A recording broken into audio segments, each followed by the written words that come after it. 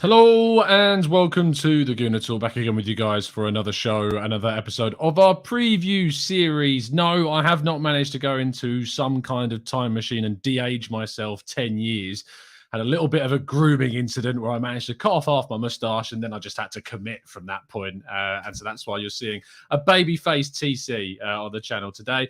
But I am very happy to be joined by three men who've decided to just specifically for this show how much more facial hair they have than me. First of all, it's Alex. How you doing, mate? Is you good? You well? Yeah, I'm not too bad. Not too bad at all. Looking forward to the Liverpool. Yeah, absolutely, mate. Good, absolutely. Also joined by Dan. How you doing, fella? You well? Yeah, I'm all good. Quite looking forward to tomorrow's game and looking forward to discussing it today. Good stuff. And finally joined by Vinny. How you doing, fella? You good? Yeah, I'm good, thank you. But none of you got the ginger beard. No. That's what it's all about, rocking a ginger beard. I suppose I should be thankful. The first time I ever grew mine, I found out I had ginger hair. My hair back in the day when I had hair was your colour. Wow, so that must have been a bit of a shock when that first came through. Lovely stuff. Let's jump into the chat box to use joining us. We've got Jerry, we've got Chris, we've got Matt Thornton, and obviously Vinny yourself joining us there too, Joe, and Richie-Anne as well. I always find with these that for some reason YouTube doesn't notify people for like 20 minutes until the show is basically done at this point. But if you are joining us, thank you for doing so, and do drop a like on the video and subscribe to the channel if you haven't done so already. We just hit 29,000 and on these preview shows what we do is we are joined as always by our members, of which Alex, Dan and Vinny all are, and they join us from our Discord server, which you can be part of by clicking the link in the description, becoming a member and getting the access to the Discord. So we're here, of course, to talk about Arsenal's game against Liverpool, our postponed fixture. Well, technically this one was always going to be taking place tomorrow, but it's now the away leg going first. Alex, how do you feel about the whole rearrangement scenario and the false positives that have been going on in the background? Well, not great. I mean, I've been of the opinion throughout the season, although this would never actually happen, that we should have just said that every club in the Premier League has to fulfil all its fixtures, regardless of who it has to play. Even if they've got to play their under 23s, my view would be that if it's if it has the infection rate that it says it does, which it clearly does anyway, then you average it out over the course of the season, where some weeks people would have, players missing. And there's a lot of teams, not Arsenal, but there's a lot of other teams who have had to miss games with lots of players missing, and Liverpool seem to have been able to postpone the game because it's Salah and Mane, is my view on it anyway. But it is what it is. You can't. The Premier League tend to do what they want, don't they? So yeah, they kind of do. Although to be fair, I think it's the EFL that run this. Sorry. We can't blame the Premier League for everything. We can try, but in fairness, we can blame the EFL for this one. Dan, where do you sit on the whole Klopp coming out saying we had loads of false positives last week? You're muted, mate. You're muted. There we go. Go on. There we go. Rookie error. The thing is, it happens with COVID. That's just the way it is. It's hard to believe that there are so many false positives, but you can't really argue. That's just, it's always going to be like that. The only thing I don't understand is, and Jordan put it in the chat, is that it's weird why tomorrow is still away and that next week is home, because you think when someone does the draw, it has to be what's there, like whoever's the home side has to be first. And now because it's switched, it doesn't really make much sense in terms of like a fair... It technically is an advantage, though, supposedly, having it's an advantage. Second. And to be honest, I'm quite happy about that. I just don't really understand the consistency. Yeah, exactly. Because if it was us on the other side, I'd kind of be a bit annoyed. But it's the way it is. I'm quite happy we're away first, because then hopefully I'll bring it back to the Emirates after we're winning 5-0, so it's all good. I love the optimism. We'll get to predictions a little bit later after Ramsdale inevitably gets his hat trick in your predictions, but we'll wait and see. Vinny, same kind of question to you, mate. Obviously, frustrating having this game move, but how do you feel about it? I think the bit you said about switching the fixtures round, I think you've got to be fair to the fans, and it wouldn't have been fair on probably the people going to the Liverpool game who had to rearrange and stuff like that if you just switch the fixtures round. So it's less disruption from that aspect. In terms of them calling it off, I think it's a load of nonsense. The fact that they were able to field the team 3 days later, I think, is an absolute joke. But I agree with Alex. I think teams this year should have had to fulfill all of their fixtures. You've got big youth academies and the under 23s that can come in. There's no excuse, and it's your responsibility as a squad to keep your players COVID free, and that's up to you how you socialize with people, how you go out. For me, yeah, people are going to get COVID. I got COVID because I went out drinking, but at his own risk. but for me, the game should go ahead, and it's the responsibility of the club to keep the players fit. Yeah, absolutely. And I think that I agree with Alex. I think that the game should have been fulfilled with the players that are available. And I would have said that if that was us, because that's how it should have been consistently. Obviously, if it was the other way around this week and Arsenal had cases, then we'd all be calling for it to be, pushed back or called off. Or maybe we wouldn't, because the threat of having Salah and Mane back maybe after the end of January would be too much of a temptation to suggest that we should just try and play it out during this week. Speaking of which, Alex, Salah and Mane aren't going to be there. How much of a loss is that to Liverpool, and how threatening are they still with the players that they'll have remaining? Well, obviously, losing, in his current form, Salah especially, is going to be a big miss. However, I don't see. I think they'll still be outstanding. I think they'll still be a very good team, because Liverpool are a very good side, and their squad depth is, is maybe not Manchester City's, but it's still one of the best squads, if not the second best squad in the league on current form, anyway. And you've seen that they got through. I know it was against. I can't remember who it was against. It was in the cup anyway, and they played some of their young players, but they still managed to get the results. So. I'm trying to think who it was now. Was it Shrewsbury? I want to say Shrewsbury. Yeah, it was Shrewsbury. Yeah, it was Shrewsbury. Yeah, that's the one.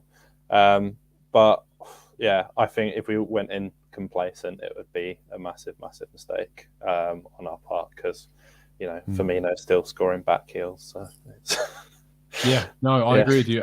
Pointing out in the chat box, Olu says Origi is out until February. It'll be interesting to see kind of how they line up, Dan. They still have the likes of Diogo Jota and Roberto Firmino, and obviously you've got other players coming back, players that were previously out. Klopp confirmed that Fabinho, Alisson, Trent Alexander-Arnold are all, I think, back and available too. Of course they are. Of course they are.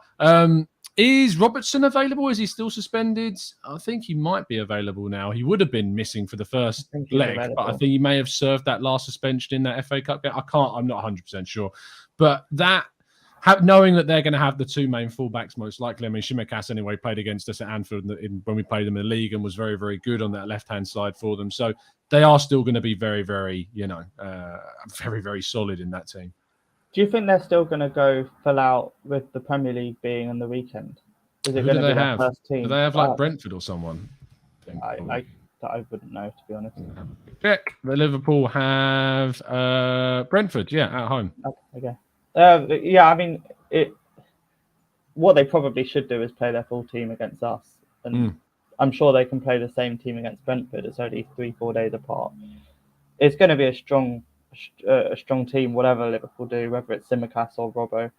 It's going to be difficult, and we need to put out a strong team too. I don't really want to see resting our key players at all for Spurs. I know Spurs is obviously an important game, most important game of the season, but we need to win a cup, and I'd much rather kind of be in it in the first leg for the second leg than not be in it because we weakened our side.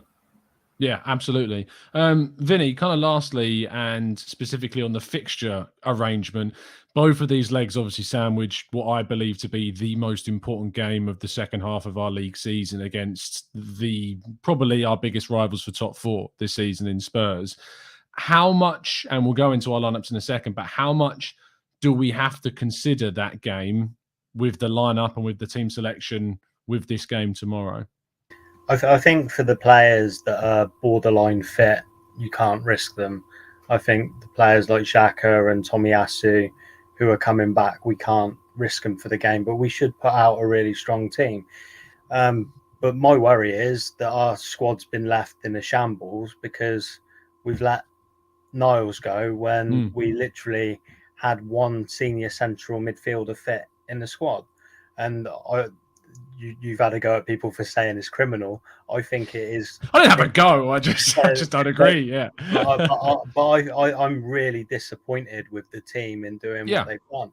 Because for me, look, we're linked with Arthur Mello today, and the stories coming out are Arthur Mello could come to Arsenal on loan if they find a substitute for him, right? Yeah. And that's the approach that we should have took.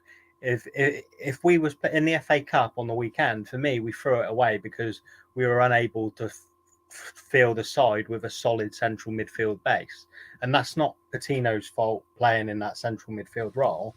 He's a young player and it's difficult to step up to that level. But for me, if we had Lokonga and Niles in midfield in that game, we would have had a stronger base to play from and we would have been a lot more solid.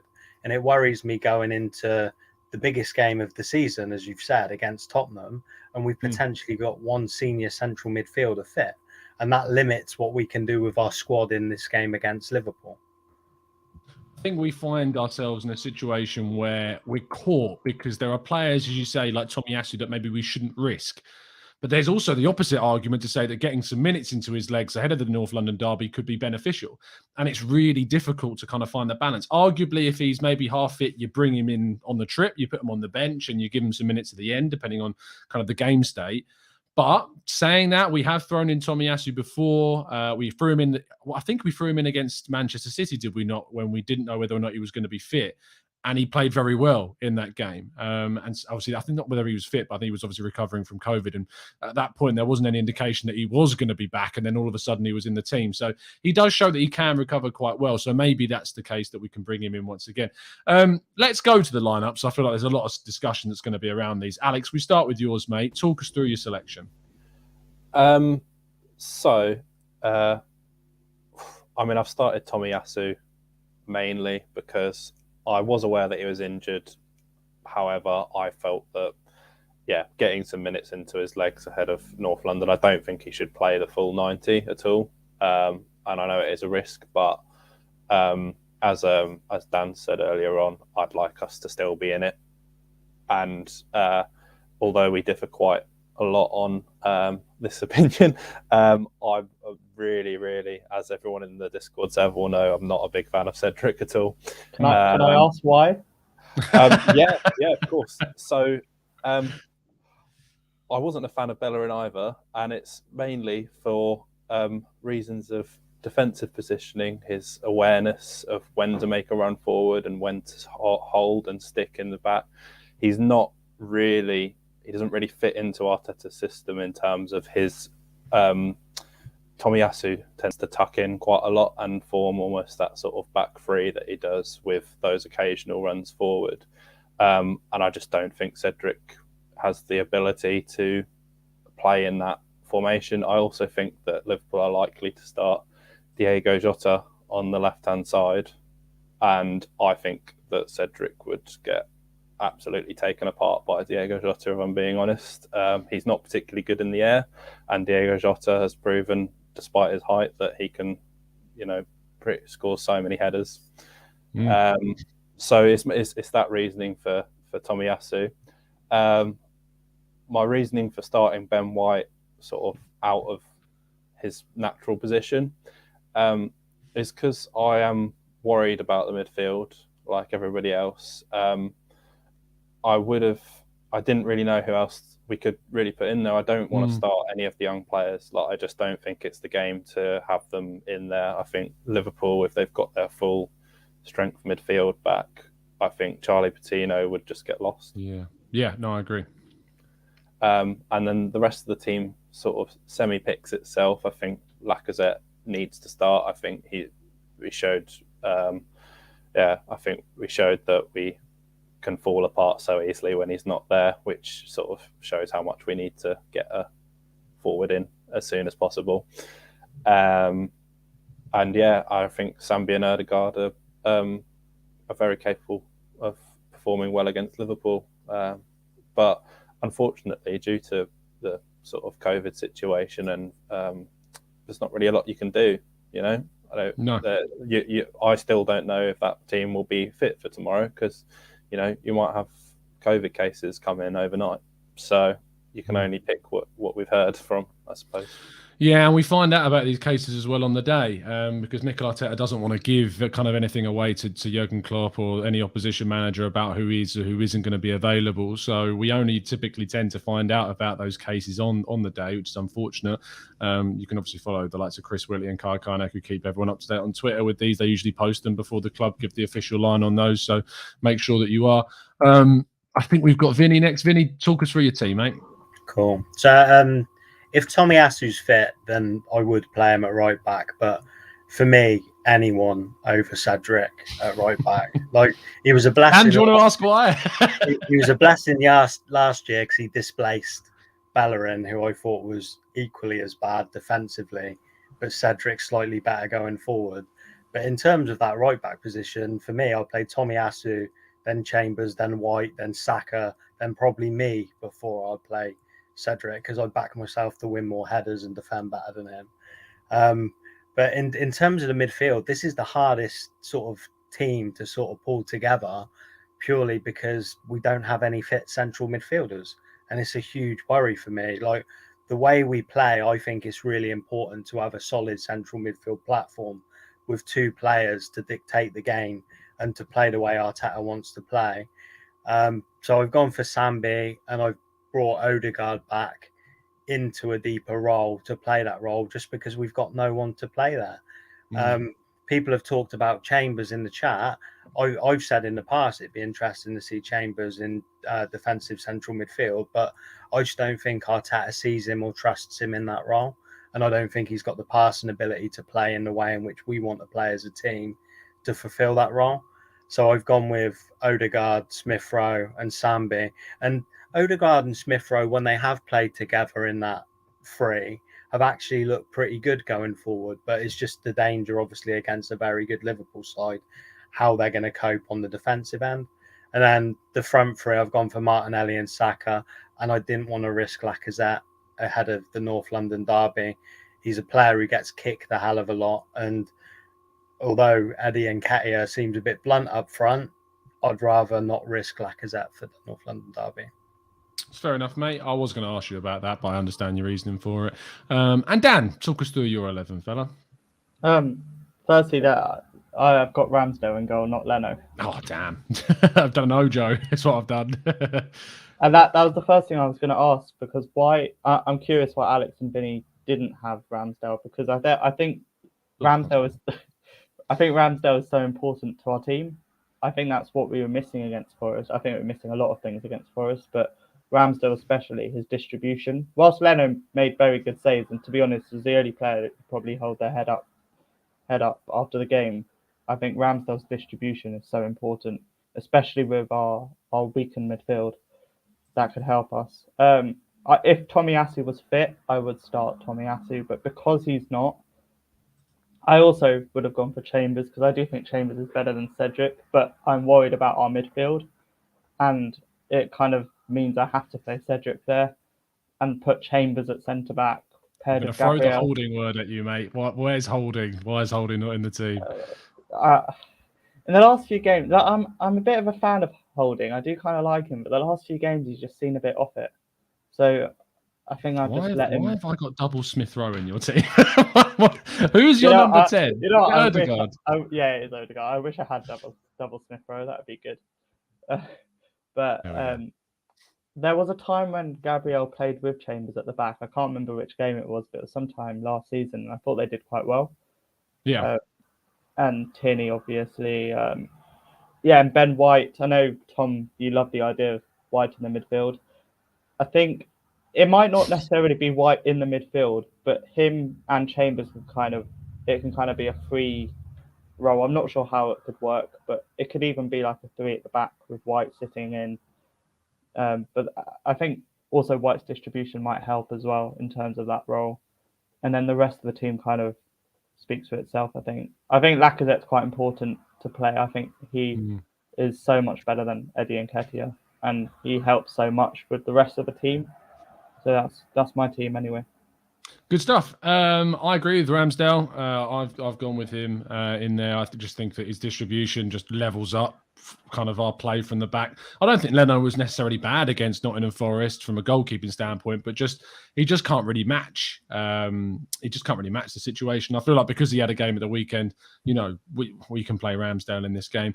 My expectation is that Leno will start. I will say that. I think that Leno will be the goalkeeper that starts the game, but I personally would start Ramsdale. I've gone with Chambers over Cedric, but as the boys have said, if Tomiyasu is fit, I again would start Tomiyasu. But I feel like Chambers is the closest kind of stylistically to Tomiyasu between Chambers and Cedric. So I put Chambers in there. White, Gabriel, Tierney. Now the midfield is slightly different. Again, I've gone for the same three as Vinny has. I've slightly ordered them differently. Sambi is kind of a single pivot, and then just to really go at Liverpool, because that's the thing about Liverpool is that when they're actually got at, they are weak and they are vulnerable, and you can actually get at them. West Ham did that really, really well at the London Stadium this season and obviously got a fantastic result against them. Brentford did it really well and really went at them and got a result at Anfield, I think it was as well. Was it at Anfield or was it? I think it might have even been in London actually, but it doesn't matter. Anyway, any team that goes forward and kind of goes at Liverpool tends to do quite well. And I know that people will say, well, we're open, but we don't really have much choice. If Xhaka was fit, I probably would bring him back in, but we just don't know whether or not he's going to be back and available for this game. Sambi, Odegaard, Smith-Rowe, and then Saka, Lacazette, Martinelli. I would play Lacazette. I probably would take him off fairly early, maybe 50 to 60 minutes in, throw on Nketiah or someone else from the bench. I imagine that we'll probably have some youth players again on the bench in this game because we're just so lacking in squad depth at the moment. I think this is the team that I would go for. I would really go to try and attack Liverpool. And if you can come away from Anfield with a win, it could unsettle Liverpool for the second leg, that they maybe would just consider it not a free hit, but they haven't got as much to lose in the second leg, and they know they've got some important league games to stay in the title race. So I think that if we can get a win and really hit their confidence at Anfield, it could do us big favours. And then obviously do us our own favours going into that North London derby, buoyed with that confidence. So it's important that we try and win this game. But as we all know, the game on Sunday is going to be the most important fixture of the week. We're going to get predictions now. So chat box, here's your chance to throw them in, and we're going to go through as many of them as possible. We're going to start with Alex. Talk us through your prediction for the game, mate. I think it will be a 2-1 Arsenal with Martinelli. And sorry, I didn't even put Martinelli in my team, so I can't say that. It comes off the bench. And Martinelli off the bench. There you go. Love that. Yeah. Dad? Well, I had the joys of going to Reading yesterday and seeing a 7-0 loss. So I'm kind of saw hoping... Andy Carroll do his... Oh, it was brilliant. They were offside.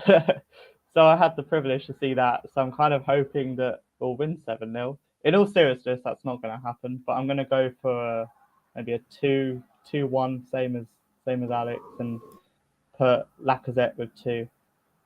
Nice 2 one. goals. Vinny? I'm a little bit pessimistic for once. I'm really disappointed that we don't have a central midfield. And I'm worried about that position of the pitch. I'm going to go 2-2 with Martinelli getting 1 and Gabriel getting 1. I think I'm right in saying that the last time we went to Liverpool in a League Cup game, was it something like 3-3 or 4-4, and then it went to extra time? I think it was an absolute... It was a crazy 5-5. game, wasn't it? Martinelli's 5-5. Joe Willock scored an absolute screamer. Martinelli got on the score sheet as well. I think Ozil played that game too, actually, from memory. So, yeah, it's going to be high scoring. Arsenal Liverpool games tend to be high scoring, as we know. So, I think it's going to be a few more goals. I'm going to go for a 3-2 Arsenal to come back to the Emirates with. It'll be interesting to see, of course, if we can do that. But fingers crossed we will.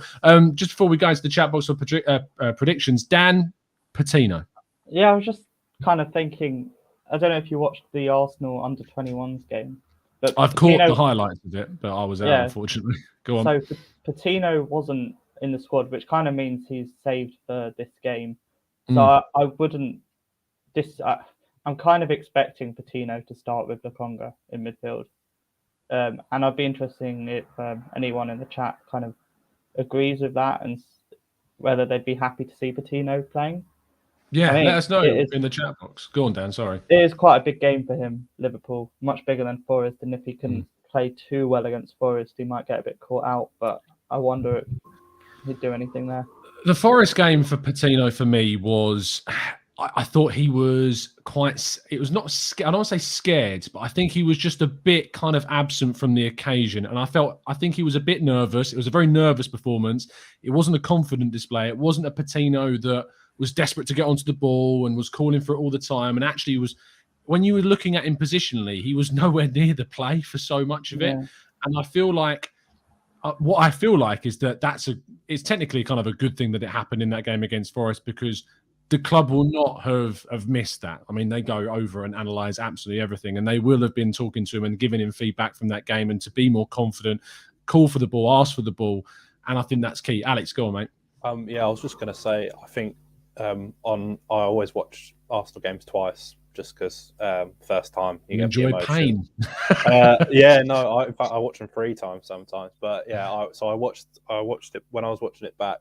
He's very lost in the way he was sort of moving. Like, I think a lot of the time he was trying to pick up these positions like Ødegaard would have sort of done, but he wasn't doing it at the right time, or he seemed to want to. It was almost like staying away from the ball in a lot of ways, which I think was unfortunately, one of the reasons why we struggled so much to play out. And don't get me wrong, I think Nottingham Forest were pretty good, but yeah, I think he really struggled. And as a secondary point, which will be very brief because I know we're getting up. Sorry, mate. I sort of, when you were talking about Ben White, when we were talking about Ben White in the midfield, my formation was sort of with Ben White at the base. I was sort of thinking that he would probably drop in to sort of almost form that sort of back three, which then allows Tierney and whoever plays right back to sort of maybe push on a little bit, and then in defence we have a sort of back 5 was my idea for it. However, that does not fit into Arteta's tactical style, so I don't think it will happen. However, I think if we were meant to make a tactical change, this would potentially be the game to do it, but I don't think we will. But no, yeah, I agree with you. I think there's a chance for it to be, just to experiment, because not that we got nothing to lose. It's a cup semi-final at the end of the day, but it's a cup semi-final where you get a second go. And obviously the second leg's at home, so I feel like there is a chance. Vinny, final thoughts, mate. I think with Patino in the last game, it was interesting. I think I agree with you. He did look absent for most of the game. But in the first half, there was 20 minutes where he actually decided he wanted the ball. And he had a good spell for about 20 minutes, and then he disappeared in the second half. And when he wanted the ball, he looked quite good on the ball. But I think it is a big confidence thing. It's a huge step up going from under 23s level to playing against a top championship team. And with senior players as well. Like you think, like, I know it's nothing like it, but I remember the first time I got called up to play for the school team, like, and just playing with like the guys that are playing every week, and I was nowhere near as good as them. It was pre-COVID, as if there'd been like a COVID outbreak in the school squad while I got put into the team. And I remember just every time I got the ball passed to me, I'd like be passing it back straight away, and just like, it is that type of feeling, Vinny, that I got with him playing. Yeah, no, I agree. And it is a confidence thing. He's obviously got ability, but it's very difficult just to be dropped in and expected to perform, especially against someone like Liverpool. I wouldn't want to see him in there. But if he does, let's hope he learns from that first game and he can give a better performance. Go on, Dan, sorry. What probably didn't help Patino is that he was paired with Lokonga, who hadn't played for a month or two. And he's also young and inexperienced himself. Exactly. So. Had that been, dare I say, Xhaka or Partey, maybe Patino would have been more in the game. Possibly so. Let's see what people are saying in the chat box. Perez says Charlie shouldn't be put under that kind of pressure. He will do well, though, if he is. Fingers crossed. Ranty does not want to see Patino in the starting 11 tomorrow. A Skills says, I wouldn't mind Patino, as he'll be playing with better players around him. Possibly so. We'll have to wait and see who actually gets back into the team. Omar says, I wouldn't start him after what happened on Sunday. George says, I noticed that too, Dan. Chuck Patino into the fire. It's character building. Suresh says, no Patino against Liverpool would be exposed too soon. So, I mean, it'd be interesting if Xhaka's fit, if he decides to go with Patino and Xhaka and then put Lokonga in for the North London derby after kind of a very difficult display. I thought Lokonga had, and I think we all kind of saw. So maybe with a more experienced figurehead next to him, he might perform better. But it's an interesting one. We're going to go to the chat box now to see your predictions. Matt says 2-1 Arsenal. Ritian says 3-1 Liverpool. Hugh says a loss to Liverpool as well, 2-1. Drusky says 2-2. Babushanth says 3-1 Liverpool. Rancid says 2-2 Odegaard and Saka. Josh says 2-1 Liverpool. MR Reaction going for a 5-4 Arsenal win. Pranjal going for a very optimistic 1-1 draw. Interesting to see the differences and real spectrum of kind of predictions in the chat box today. Do join us tomorrow on the Arsenal way after the game. I'm working the game for Football London tomorrow, so there won't be a direct reaction on today on this channel, but there will be one over on the Arsenal way. So do join us in the chat box over there. I think I'm on with Chris or Hush or one of them. So I'll be joined by one of them to talk through it. There will be a show tomorrow morning, of course, as always, the 8 a.m. show. And then the Friday 8 a.m. show will be the reaction to Liverpool and any other extra transfer news that happens to drop. Although saying that, on match day, there does tend to be a very kind of steep dip in terms of the amount of news that does tend to drop. So tomorrow there will be an 8 a.m. show. Friday there will be, but it will be the reaction to the game. And if you haven't done so already, as Vinny mentioned earlier, there has been some interesting news regarding Artur drop today. We did a tactical breakdown of him earlier this week, where Rich Hall joined us, Football Italia writer, writes for Fiorentina and Inter Milan as well. He gave a lot of his thoughts around Artur. Does rate the guy. Yes, he's had struggles at Juve, but his time at Barca was impressive. His time in Brazil was impressive. It's just not necessarily worked out in Italy, but he did feel that it would be a bit of a shrewd move for Arsenal. So do go watch that tactical breakdown of Artur. It gives you a good insight into the kind of his style and especially his passing and dribbling side of his game as well. A massive thank you to my guests. Chat box, if you could show them some love. Alex, thank you so much, mate, for coming on the show. Tell people where they can find you. Thank you very much. It was a pleasure. And yeah, you can find me on the Discord server, which is linked down below, I believe. It will be, yes. Just join up as a member and you'll get access to that link. Thanks, Alex. That's all right, mate. Dan, thank you so much, fella. Yeah, no worries. And yeah, you can find me on the Discord server. It's really good. I highly recommend it. Best, £5 I spend every month. And you don't even have to spend £5. Dan just chooses to because he's nice. But yeah, no, you can join up as an expert member and you get access to the Discord server as well. Vinny, thank you so much, mate. As always, fella, tell people they can find you.